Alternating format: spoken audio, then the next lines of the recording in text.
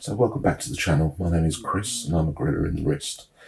If you enjoy this content, please hit the subscribe button. First up today, we have a Skmei 9276. Now you'll know how much I love my Skmei watches. A lot of fun for not a lot of money is I think how I describe them. This is a Seamaster homage, coming in at around, well, under £10. They've sold two. One of those was me. I'm always very interested in their aspirational advertising. So in this instance, I particularly like the idea of deep sea exploring with a watch that's got 30 meters of water resistance.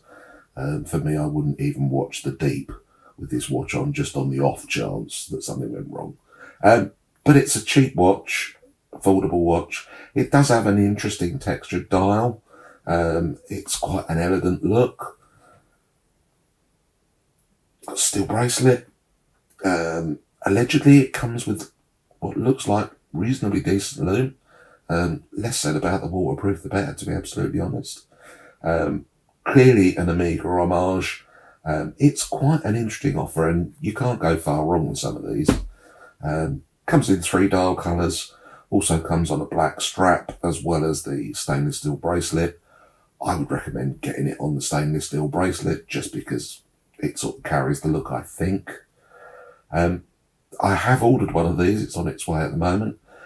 What I didn't read quite was the dimensions. Apparently this is a 48mm watch. I haven't worn a clock that size on my wrist for quite a long time. So this one should be quite entertaining.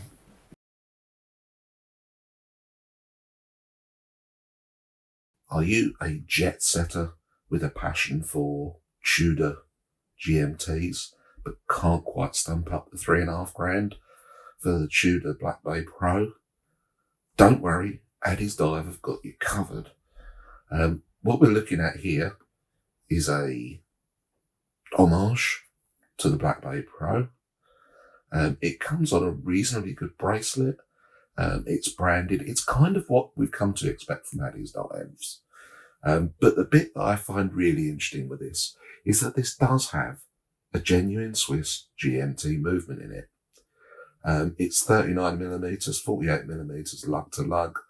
It's nearly 13mm thick, which you kind of expect because actually it has quite a chunky piece of mineral crystal on it. But at 40 quid, it's got 5-star reviews from everybody who's looked at it. And I do have one of these in the pile, and I will be reviewing it over the next month or so. The only part of the specification that I looked at when I was looking at these and thought, I'm not so sure about that, is the fact that it's not a sapphire crystal. It is just a mineral crystal. It's a quartz watch, but then that's not uncommon, and actually Ronda movements have a pretty good reputation. This one weighs in at a sort of fairly substantial 150, 160 grams. And I have taken it out of the box and it wears really well. And the dial is interesting. This watch has got something about it. And for 40 quid, it's kind of hard to argue about that. So the review of this one will be coming up. Don't be surprised if it does really well. So stainless steel case, GMT movement. It has a decent scissor clasp. It has what they refer to as vintage superluminova. Not too sure about that.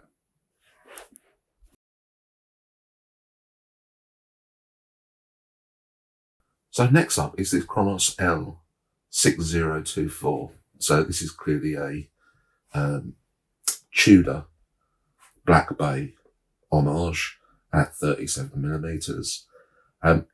Now, Chronos isn't a brand that I've got a huge amount of experience with. This one looks really good. I hear very good things about them. This one comes in a number of different dial colours, quite a vintage style bezel as well. 37mm. It's 13.4mm thick. 46mm lug. Sorry, I'm reading Jodie's script for him, which doesn't really seem right, does it?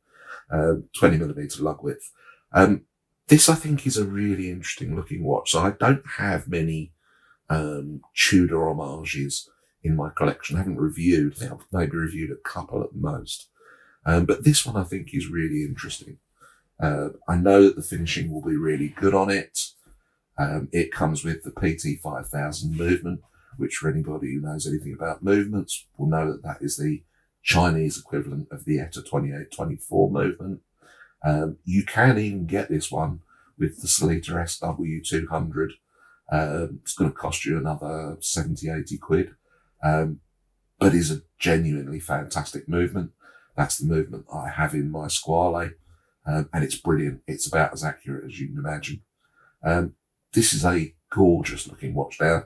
You all know I'm a bit of a sucker for red or burgundy dials. My Komatsu is a testament to that.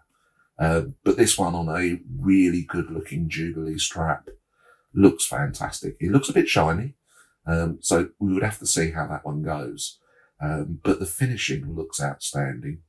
200 meters of water resistance, domed sapphire crystal, what looks like a really decent clasp, and some very, very interesting loom. So this one is very, very tempting. It's in my basket. I've got a few more watches that I need to flip. Assuming that goes well, then this will be on its way to me, hopefully in the next 3 or 4 weeks. The other thing to mention is that actually at the moment, the Chronos official store is doing a fairly spectacular range of discounts, all the way from sort of 50 down to 30. And what that means is that actually this watch is probably a lot more affordable than first appearances would suggest. In fact, when I went to pay for it, what I found is that I'm getting a watch effectively before tax at 130 quid.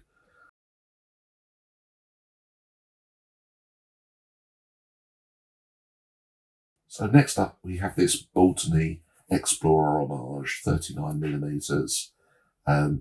This one is all about the colour. So I absolutely love this amber colour. It's gorgeous. I don't think it's much of a secret that I'm a big fan of the Explorer watch. It is one of my few Grail watches. So certainly something I would think about in the future. But this has that style, that very clean, simple look. It's not huge. It's not a massive watch. It comes with the NH38 movement. That's the no date version of the NH35, which is absolutely the right movement.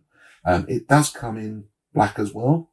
But for me, it's that amber sunburst dial that really does it. It's Baltany, so you know the finishing will be exceptional. These are really good looking watches. I do wish they'd do something about their model numbers because they don't exactly roll off the tongue, do they? You can get this one with the Sellita SW200 as well. It's a choice, I guess. I wouldn't go for that personally because I think the NH38 is a perfectly decent movement. But the specifications on this are really good. Sapphire crystal, 200 meters of water resistance. Just a really, really nice looking watch. My only real question, decent loom, my only real question is about the price. 197 is probably at the top end of what I would normally pay for an AliExpress watch. But I think given the colour of this one, and what looks like very good finishing, I could well be tempted to pull the trigger on this one. One thing I did notice in the description, it talks about it coming with an 18mm leather strap, which then got me slightly worried because it doesn't look like an 18mm watch. But when I went back to the actual detail of it, it does clarify that it's a 20mm lug width. So no idea what's going on. Baltany, please sort out your descriptions. It's not very helpful. But I think this is a bit of a cracker.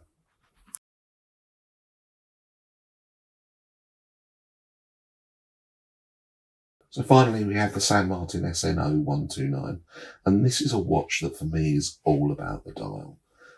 It's 39mm, it's got that aluminium bezel, it has the SanMartin finish, it's a GMT with an NH34 movement in it, but for me, it's the dial that is just absolutely spectacular. It comes with the finishing you'd expect, really nice looking. I think at 251 again, we're probably pushing against my upper limit. I don't know why it is. I don't like spending more than £200 on AliExpress watches. I'm just incredibly tight. But when we get into the close-ups of this dial, what you'll see is an absolutely gorgeous brushed steel dial. Now, I've not come across this very often. So for me, this is really, really unusual. It has all the usual SanMartin specifications. So it's a domed sapphire crystal, decent weight. Finishing's always great. But let's get into the money shot, shall we say. Just take a look at that. Brushing on the dial, and the polished indices, just beautiful. Comes with a decent clasp. I may well have to sell a kidney or two if I'm going to get this one. But if that's what I have to do, that's what I have to do.